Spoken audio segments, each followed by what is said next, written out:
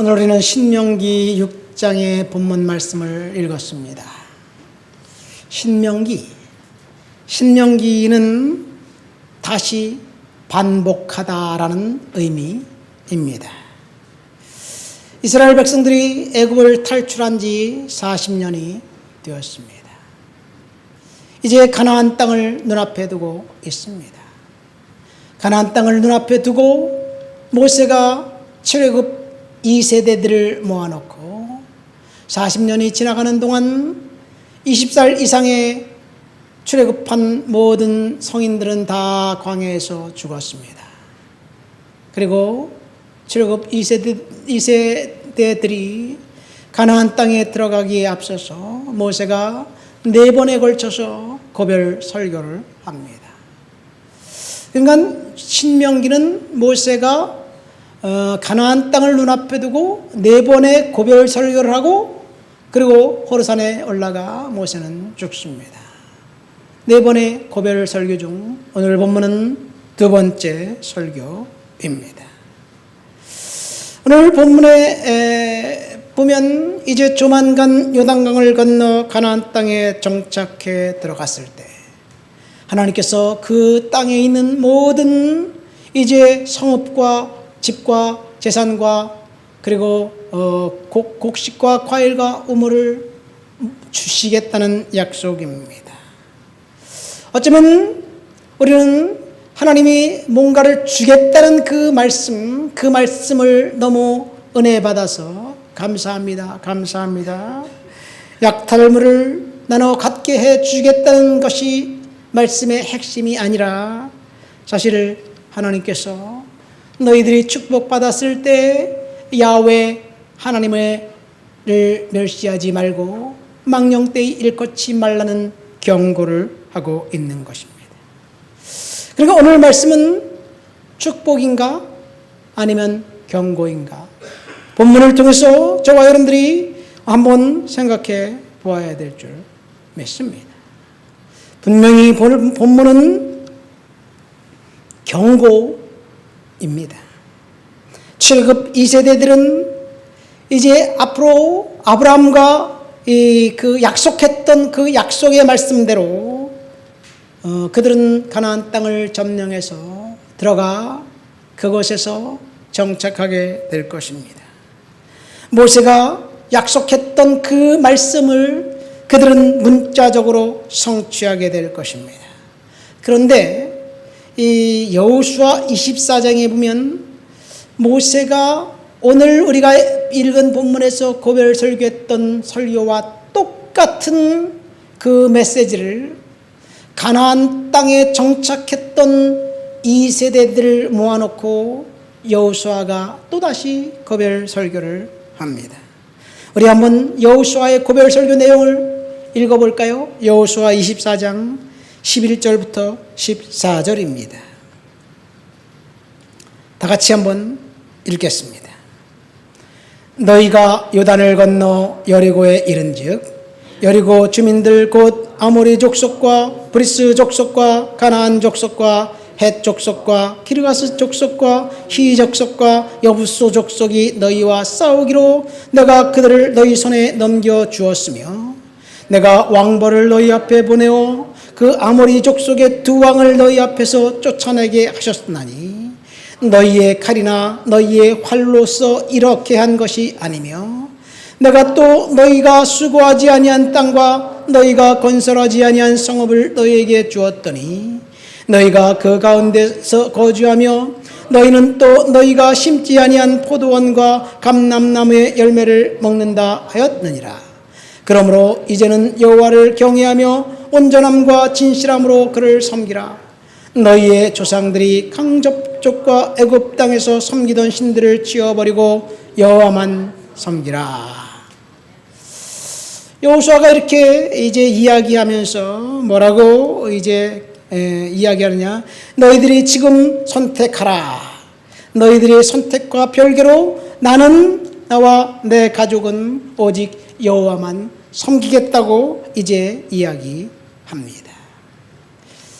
어쩌면 우리가 읽은 본문 신명기의 말씀은 해피엔딩입니다. 이스라엘 백성들이 하나님 말씀에 순종해서 가나안 땅을 정복했고 정착했고 그 예언의 말씀대로 축복을 받았습니다. 그런데 여호수아의 고별 설교는 새드 엔딩이었습니다. 가나안 정착 2세대들은 하나님의 말씀을 불순종했기 때문에 복이 아니라 저주가 찾아왔습니다. 하나님께서 불순종한 백성들을 징계하셨고 그리고 그들은 이민족들에게 의해서 고난을 당하고 어려움을 당하자 다시 여호수아의 경고를 생각하면서 하나님 앞에 돌아왔을 때 하나님께서 그들을 회복해 주셨습니다. 자, 오늘 본문은 축복에 대한 선언인가 아니면 불순종을 생각하면서 모세가 경고한 것인가? 여러분, 동일한 패턴이 오늘날도 이제 우리들의 삶 속에서 있습니다. 저와 여러분들이 하나님의 말씀을 순종할 때 축복이 임하지만 불순종한다면 혹독한 저주가 임한다는 경고, 그 경고를 우리는 경청해야만 합니다. 모세는 예언했고 이스라엘 백성들 출애굽 다음 세대 2세대들은 하나님의 말씀을 의지해 젖과 끓이 흐르는 땅 가나안 땅을 점령했고 정착했습니다. 자, 그럼 지난 40년 동안 무슨 일이 있었나요? 왜 출애굽 1세대들이 다 광야에서 죽었나요? 이스라엘 백성들이 광야에서 하나님께 불순종했던 이 사건들이 대략 10번 정도 나옵니다. 그 중에 물 때문에 원망했고 먹을 것이 없어서 원망했고 그리고 모세와 아론의 리더십에 대항했고 심지어 금송아지를 숭배했습니다. 그럼에도 하나님은 그 백성들을 용서해 줄 의향이 있었습니다. 금송아지를 숭배했음에도 불구하고 하나님은 그들을 용서해 주었어요. 하나님의 고무줄 같은 사랑입니다. 그런데 하나님이 결정적으로 마음을 바꾼 사건이 있습니다. 10번 정도 계속해서 원망하고 불평하고 우상숭배했고 그리고 음란했고 그리고 철저히 하나님을 멸시했음에도 불구하고 하나님은 그들을 용서해 주었는데 결정적인 순간에 하나님은 그들의 하나님의 마음을 바꿔서 안 되겠다, 이제는 도저히 이 백성들을 더 이상 이제 그 출애굽 1세대들은 가나안 땅에 들어가지 못하도록 하겠다. 결정적인 사건은 이 가데스 바네아에서 가나안을 정탐했을 때의 일입니다. 12명의 대표들이 가나안 땅을 정탐하고 40일간 정탐하고 돌아왔습니다. 그리고 이 12명이 똑같이 보고합니다. 그 땅의 건축된 성은 견고하고 크고 그리고 아주 철옹성 요새입니다. 그 성을 우리들의 힘으로 함락시킬 수 없을 것 같습니다.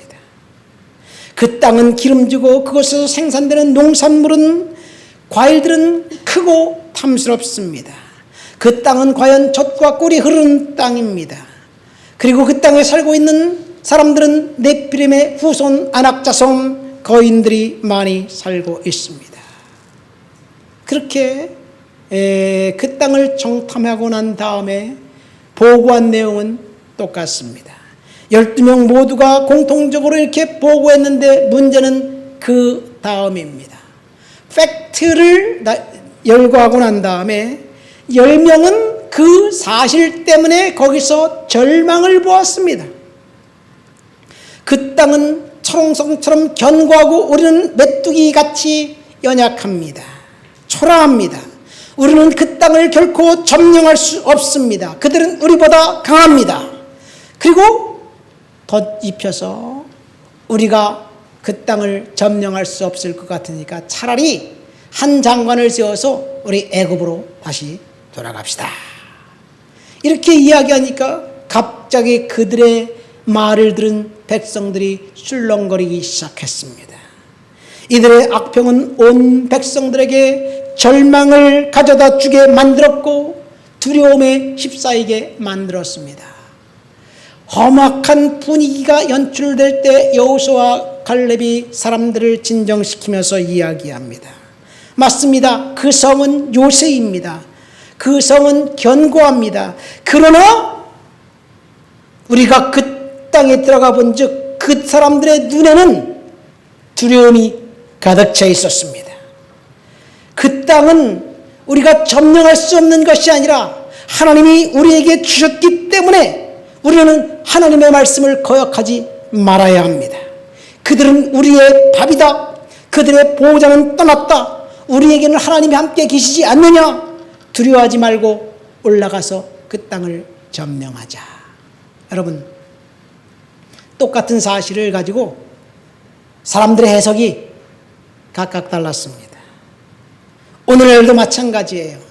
동일한 상황을 경험했을 때 부정적인 눈으로, 절망적인 눈으로 해석해서 우리의 미래를 바라보는 사람들이 대다수입니다. 그리고 믿음의 눈으로 미래를, 하나님을 신뢰하고 하나님을 의지하는 사람은 소수입니다. 하나님은 다수가 옳다고 말씀하지 않았습니다. 비록 소수이나 믿음의 눈을 갖고 있었던 사람들이 옳다고 인정했습니다. 지금 주님은 저와 여러분들에게 묻고 있는 거예요. 당신은 어느 쪽에 서 있는가? 라고 말입니다. 지금 상황이 절박하게 돌아갑니다. 눈앞에 절망적인 사건들이 드러날 때 나는 모르지만 하나님께서 그 상황 속에서 일하고 계신다는 사실이 팩트입니다. 믿습니까? 우리는 사실을 사실대로만 인정하고 그리고 그 다음에 해석은 하나님께서 우리와 함께 하시기 때문에 우리는 이길 것이야, 승리할 것이야, 이렇게 해석해야 될 줄 믿습니다. 팩트라는 관점에서 보면 환경은 누구나 동일합니다. 그리고 환경에서 느끼는 감정도 누구나 동일합니다. 같습니다. 그런데 그 상황과 환경과 감정을 어떻게 해석하느냐는 우리의 몫입니다. 열망의 정탐꾼들은 그 팩트에 두려움을 덧입혔습니다. 그래서 팩트가 아니라 두려움이 그들을 잠식했습니다. 그러니까 팩트는 온데간데 없이 사라지고 두려움만 남았습니다. 여기서 팩트는 무엇입니까? 하나님께서 젖과 꿀이 흐르는 땅, 그 견고한 성읍, 그 기름진 땅을 하나님이 이스라엘 백성들에게 주셨다는 것이 사실입니다. 여호수아와 갈렙은 팩트를 하나님의 눈을 가지고 바라보았습니다. 믿음의 눈으로 보니까 팩트는 두려운 존재가 아니라 능히 정복할 수 있는 상황이었다는 거예요. 이것이 하나님의 마음을 바꾼 결정적인 이유라는 사실을 아십니까? 이스라엘 백성들이 광야에서 출애굽할 때 10번, 무려 10번이나 주님의 마음을 아프게 했어요. 간음했고 음란했고 그리고 불순종했고 물 때문에 그 음식 때문에 불평했습니다. 심지어 금송아지를 섬겼습니다. 그럼에도 하나님은 그들을 용서해 주었어요. 다시 다독여서 젖과 꿀이 흐르는 땅 가나안 땅으로 데리고 가려고 했어요.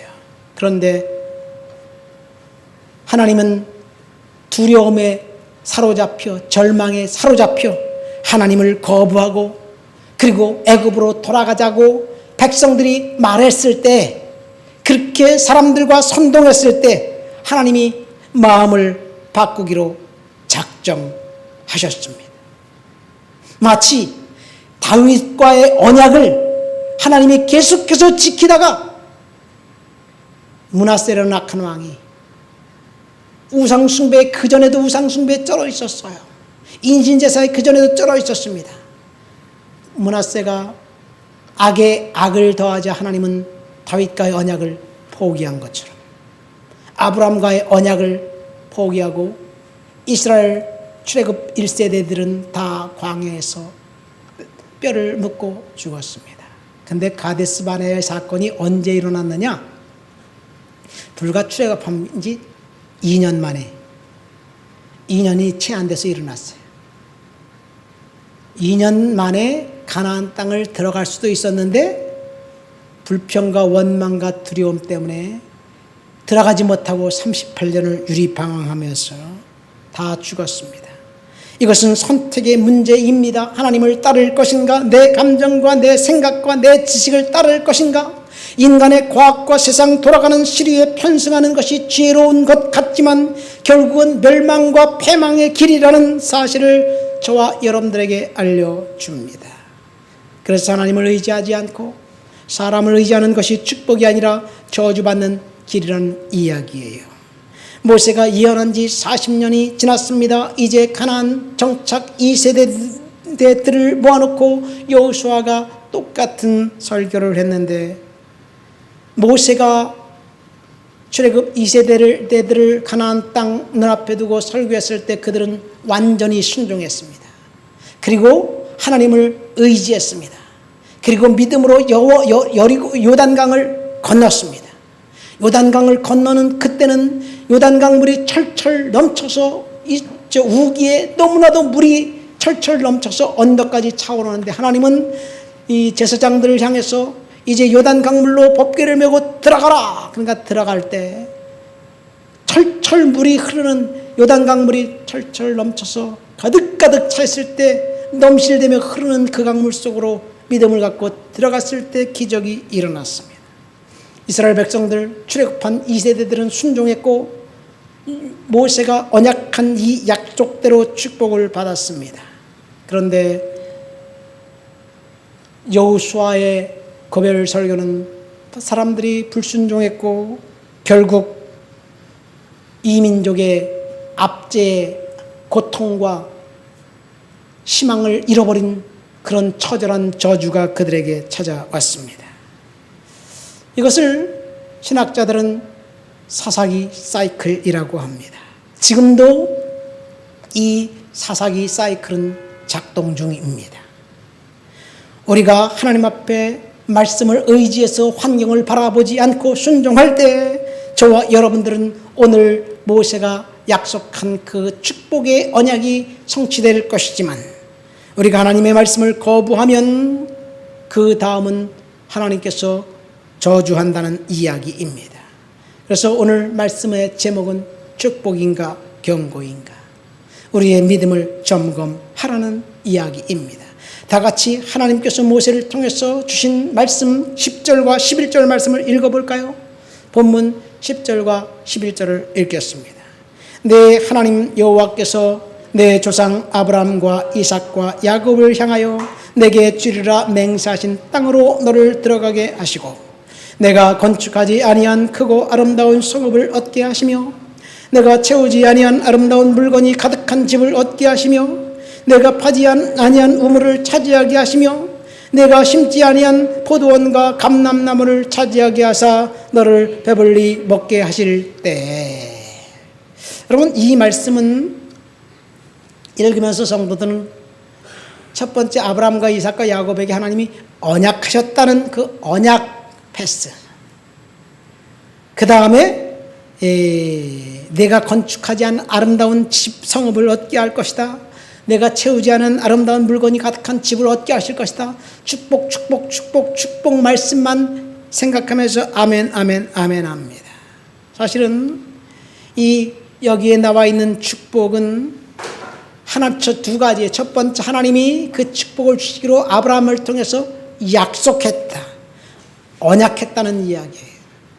하나님이 언약한 대로 이루실 것입니다. 어떻게 하나님이 아브라함에게 언약한 그 축복을 받습니까? 순종해서 받습니다. 여러분, 여기 보면 좀 이상한 얘기예요. 내가 건축하지 아니한 크고 아름다운 성읍, 내가 채우지 아니한 아름다운 물건이 가득한 집, 내가 파지 아니한 우물, 내가 심지 아니한 포도원과 감람나무. 우리의 노력이 아니라 누군가가 노력한 대가, 땀 흘린 대가를 헬롱 따먹고 차지한다는 이야기예요. 양심적인 사람이라면 이 말씀에 아멘할 수 있을까요? 이 말씀을 들고 성경 말씀 참 지금 정말 파렴차다. 양심적인 사람이라면 대체 이런 축복이 축복인가? 남의 것을 완전히 빼앗은 것이네. 노력하지 않은 대가 축복일 수 있을까? 뭐 이렇게 생각하는 사람들도 있어요. 여러분, 이 세상은요, 마귀가 주관하는 세상이에요. 정당한 방법으로 노력한 대가로 막대한 축복을 받을 수 있을까? 물론 우리나라가 옛날부터 합리적인 나라가 되었어요. 땀 흘린 대가를 그만큼, 땀 흘린 것만큼은 아니지만 땀 흘린 대가를 충실히 받습니다. 왜 사람들이 아메리칸 드림 하느냐? 거긴 가면 세탁소에서 일을 해도, 그리고 허드렛 일을 해도, 용접을 해도 그 허드렛 일을 하는 사람들이 돈을 더 많이 받아요. 땀 흘린 대가가 나오기 때문에 거기가 그 아메리칸 드림이 되는 거예요.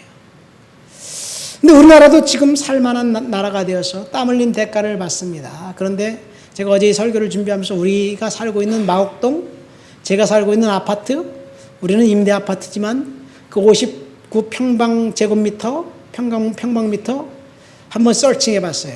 그랬더니 가격이 12억 6천만 원이에요. 12억 6천만 원을 한 달에 500만 원씩 한 푼도 안 쓰고 20년을 벌면 12억이에요. 500만 원씩 20년을 벌어서 저축해서 그 아파트를 살 수 있을까요? 지금부터 열심히 더 저축해서 20년 동안 저축했더니 아파트는 배로 뛰었네. 도저히 못 사요. 월급 받아서 집 한 채 살 수 있는 구조가 아니에요. 이 세상은 승자 독식 제도가 세상 경제의 현상입니다. 승자가 다 모든 것을 차지하는 거예요. 승자 독식, 승자가 모든 것을 취한다. 이 미국의 코넬 대학교 경제학자 로버트 프랭크라는 사람이 쓴 책이에요. 지금부터 한 25년 전에 쓴 책이에요. 물론 제가 20년 전에 읽었어요.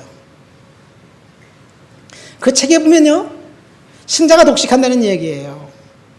빌 게이츠가 그때 25년 전에 순자산이 그때 세계 1위 갑부였는데 지금은 달라졌지만, 그가 40세 되기 전에 150억 달러를 벌고 미국에서 순자산 510억 달러를 갖고 있는 그 갑부였는데, 미국의 가난한 자들의 40%의 국민들이 갖고 있는 재산보다 혼자 갖고 있는 게 더 많았어요. 마이클 조던이 1990년대 나이키 신발 광고에 나와서 광고 딱 한 번 찍고 받은 그 광고료가 그 나이키 신발을 만드는 인도네시아 근로자 18,000명이 버는 그 월급보다 더 많이 벌었어요. 근데 그때요, 인도네시아 나이키 신발에서 근무하는 그 근로자들은 하루에 50센트의 1990년대 50센트의 임금을 받았는데, 그 임금은 다른 공장에서 일하는 사람보다 2배 많은 거예요. 무료급식, 의료비 이런 것들을 다 지원해 줬어요.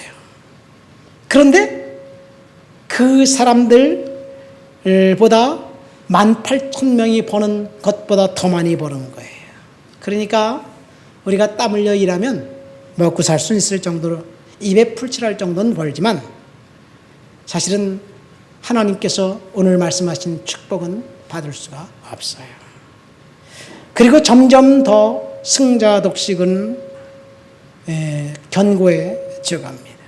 그러니까 축복은 하나님이 주셔야만 받는 거예요. 하나님이 허락하실 때만 가능합니다.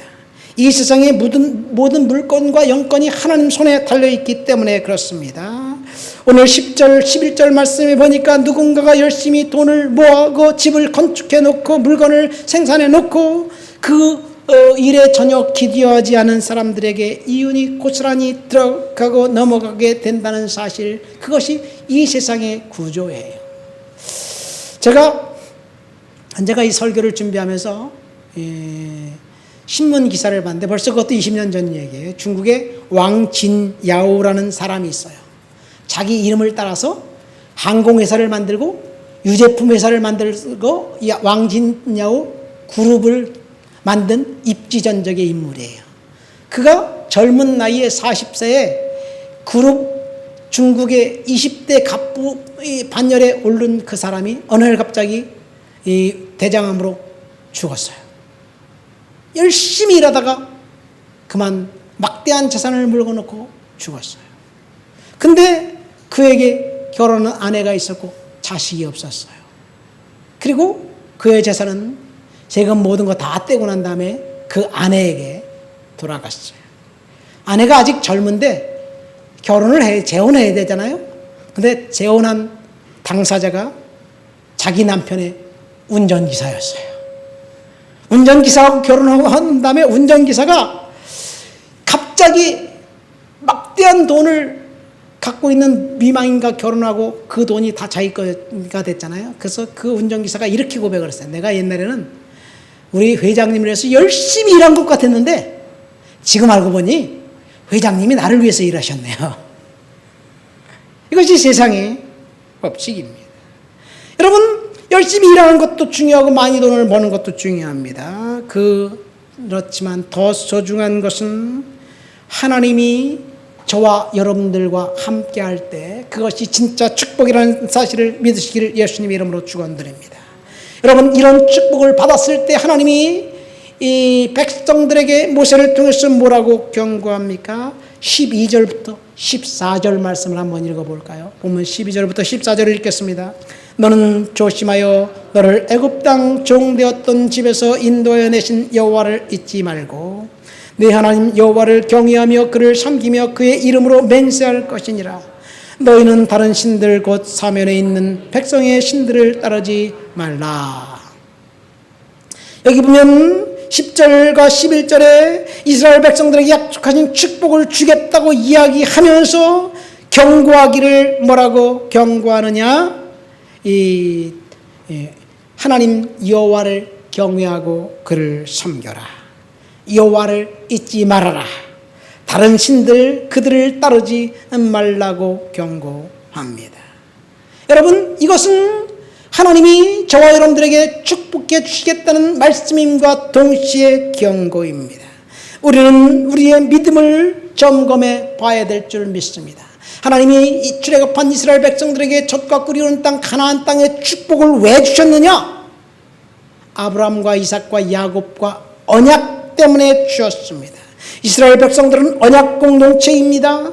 하나님은 언약한 그 백성들에게 축복해 주시겠다는 약속입니다. 하나님의 언약은 신약 시대에 와서 교회 공동체를 통해서 성도들에게 주시겠다는 것입니다. 그러니까 오늘 본문 10절, 11절의 축복은 언약 공동체인 교회와 성도들인 저와 여러분들에게 주시겠다는 약속이에요.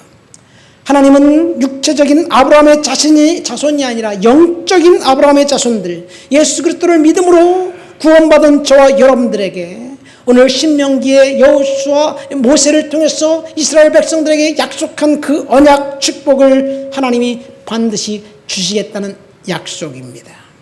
육적인 아브라함 자손들이 복을 받으려면 하나님을 경외하고 하나님을 섬기고 하나님의 명령과 규례를 지켜야 한다는 것입니다.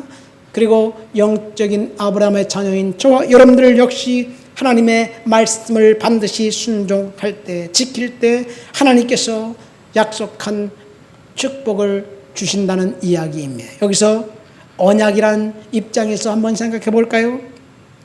하나님께서 이제 아담에게 언약하셨고 그리고 아브라함에게 언약하셨습니다. 아브라함과 언약할 때 하나님께서 일방적으로 아브라함을 불러서 내가 너를 축복하겠다, 너를 축복의 근원으로 만들겠다 일방적으로 약속하시면서 그리고 동서남북 사방을 바라보라, 내가 이 땅을 너에게 주겠다.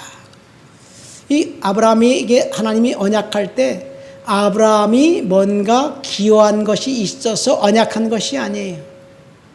물론 창세기 11장에 보면 데라가, 그 아버지 데라가 우상 숭배에 쩔어 있었던 갈대 우르 그곳에서 살다가 마음이 상했어요. 그래서 그 갈대 우르를 떠나서 가족들을 데리고 이제 하란에 정착합니다. 그럴 때 하나님이 이제 아버지는 갈대 우르를 떠났고 그리고 하란에 정착했을 때 거기서 하나님이 아브라함에게 말씀하셨어요. 물론 아버지 데라의 신앙이 경건한, 그리고 하나님을 따르려는 그 아브라함의 그 마음을 하나님이 아셨기 때문에 아브라함에게 언약하셨지만, 사실은 하나님이 아브라함을 부르실 때 아브라함이 뭔가 하나님께 부름에 합당한 기여한 것은 아무것도 없어요. 아담이 범죄했을 때 하나님께서 이제 그를 에덴 동산에 축출하면서 그냥 살게 한 것이 아니라 양을 잡아서 양의 가죽으로 거죽옷을 입혀서 아브라함과 이브에게 입히고, 그리고 에덴 동산에서 축출했어요. 이것이 첫 번째 이 복음이에요. 언약이에요. 피 흘림의 은혜를 통해서 범죄한 아담을 용서해 주셨고, 아담 때문에 어린 양이 죽었습니다. 양은 죽었고 아담과 이브는 용서받았습니다. 하나님은 노아와 언약하시면서 무지개를 주시면서 물로 심판하지 않겠다고 무지개를 증표로 주셨습니다. 일방적인 언약이에요. 예수 그리스도의 십자가의 보혈의 은혜 때문에 저와 여러분들이 죄인이지만 죄를 용서받고 구원받은 하나님의 자녀가 되게 만드셨다는 것, 이것이 신약의 저와 여러분들에게 하나님이 약속한 언약입니다. 이 언약 때문에 저와 여러분들은 축복받은 하나님의 자녀가 되었습니다.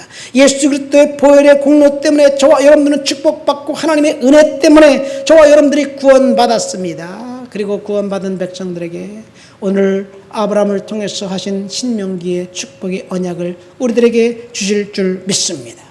저와 여러분들은 언약의 백성이기 때문에 자동적으로 축복만 받는 것이 아니라 하나님의 말씀을 순종할 때 복받고 하나님 말씀을 거부할 때 우리는 축복이 아니라 저주받는다는 사실을 오늘 이야기하고 있습니다. 그래서 오늘 말씀은 축복의 말씀임과 동시에 경고의 말씀입니다.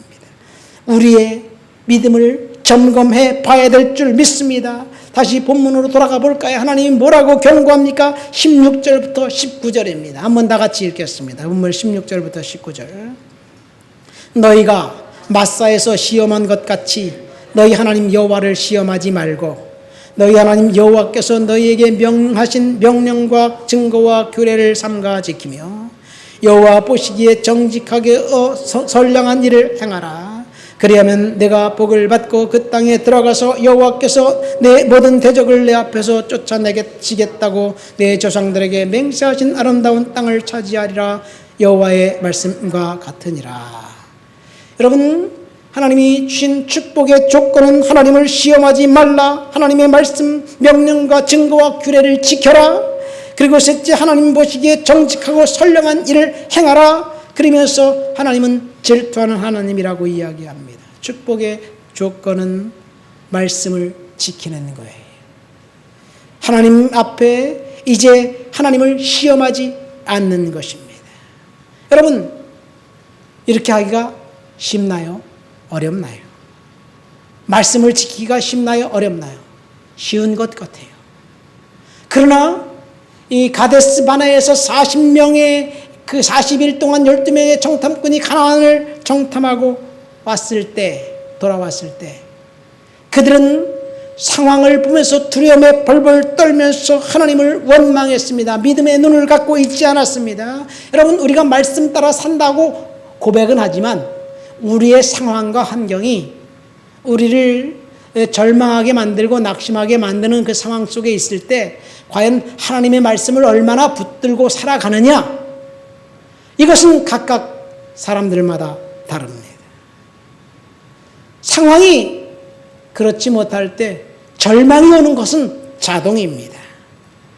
절망이 오면 원망하고 다른 사람들을 비판하고 책임을 그 사람들에게 돌리고 그리고 하나님을 불신합니다. 하나님의 말씀에 순종하라는 것이 무슨 말입니까? 지금 우리가 우리의 상황 속에서 하나님은 우리와 언약하고 계시다는 그 사실이 팩트이고 하나님의 언약을 붙들고 믿음으로 하나님을 신뢰하면서 살라는 이야기예요. 그래서 우리는 어떤 상황이 저와 여러분들을 낙심하게 만들지라도 상황을 바라보면서 환경을 바라보면서 낙심할 것이 아니라 하나님이 우리는 언약의 공동체, 언약의 백성이라는 사실 그 하나를 붙들고 믿음으로 견디는 거예요. 여러분, 우리는 예수 그리스도의 십자가의 보혈의 은혜로 말미암아 하나님과 계약 맺은 언약의 백성들이에요. 믿습니까? 우리는 언약의 백성이기 때문에 하나님께서 우리를 구원시켜 주실 것은 물론이거니와 이 땅에 살면서 하나님 말씀에 순종하는 자들에게 오늘 모세가 이스라엘 백성들에게 약속했던 그 언약의 축복은 우리들에게 주실 줄 믿습니다. 그래서 우리는 언약의 백성으로 하나님 앞에 믿음을 갖고 오늘 하루 우리가 낙심이 되고 절망이 되는 상황이 있는다 할지라도 믿음으로 견디고 하나님을 신뢰해야 될 줄 믿습니다. 말씀을 맺습니다. 오늘 우리는 모세의 고별 설교를 통해서 축복인가 경고인가 우리의 믿음을 점검하라는 제목으로 설교를 들었습니다. 모세가 광야에서 이스라엘 백성들에게 가나안 땅을 바라보면서 이제 당부한 두 번째 설교입니다. 그리고 예언의 말씀이었습니다. 모세의 설교처럼 모세의 예언처럼 출애굽한 2세대들은 철저히 하나님 말씀에 순종했습니다. 그래서 넘실거리고 넘쳐나는 요단강 물에 이제 발목을 잠기고 들어가 그리고 가나안 땅을 점령했습니다. 점령하기 전에 길갈에서 이 40년 동안 행하지 않았던 할례 의식을 먼저 또 행했습니다. 철저히 순종했습니다. 그리고 여리고성을 함락시켰습니다. 그들이 전쟁에서 함락시킨 것이 아니라 믿음으로 하나님을 신뢰하고 함락시켰습니다. 철저히 믿음을 따라 모세의 말씀을 끝까지 순종하고 믿음으로 앞으로 전진했어요. 그랬더니 여리고성이 함락되고 아이성이 함락되고 그리고 주변 성들을 함락시키면서 그러면서 그 땅을 차지했습니다. 믿음으로 그들이 건축하지 아니한 아름다운고 크고 아름다운 성읍을 얻게 되었고 자신들이 채우지 아니한 집에 살게 되었고 자신들이 파지 아니한 우물을 마시게 되었고 그리고 심지 않은 포도원과 감람나무 열매를 배불리 먹게 되었습니다. 순종함으로 그들은 이 축복을 받았습니다. 그런데 40년의 시간이 지나고 난 다음에 여호수아가 가나안 입성 다음 세대들 가나안 2세대들에게 들어간 이스라엘 백성들 2세대들에게 똑같은 말씀을 설교했는데 그들은 자신들이 갖고 있는 축복에 도취되어서 여호수아의 말씀을 경청하지 않고 하나님을 멸시하고 하나님을 떠났고 우상 숭배했습니다. 그래서 고난이 찾아왔습니다. 이것이 차사기의 사이클입니다. 저와 여러분들이 언약의 백성으로 우리가 해야 될 일은 지금 당장 눈앞에 보이는 것 때문에 낙심하고 절망할 것이 아니라 믿음으로 하나님을 바라보면서 성취하는 저와 여러분들이 되시기를 예수님의 이름으로 축원드립니다. 축복은 순종하는 사람들에게 하나님이 주시는 것이고 순종하기를 거부하면 남은 것은 하나님이 주실 축복을 걷어가는 것이고 그뿐 아니라 저주라는 사실을 믿으시기를 예수님의 이름으로 축원드립니다. 반드시 믿음의 터 위에 축복된 인생 살아가시게 되시기를 예수님의 이름으로 축원드립니다. 기도합니다. 다 같이 통성으로 기도합니다. 하나님 아버지 감사합니다. 오늘도 주님 앞에 나와 주를 높여드리고 주를 찬양하고 주를 예배합니다. 성령의 능력과 충만과 거룩한 역사가 나타나고 드러나도록 주여 도와주시옵소서. 은혜 허락해 주시옵소서. 능력으로 채워 주시옵소서. 권능으로 붙들어 주시옵소서. 주를 높여드립니다. 예수님의 이름으로 기도합니다. 아멘.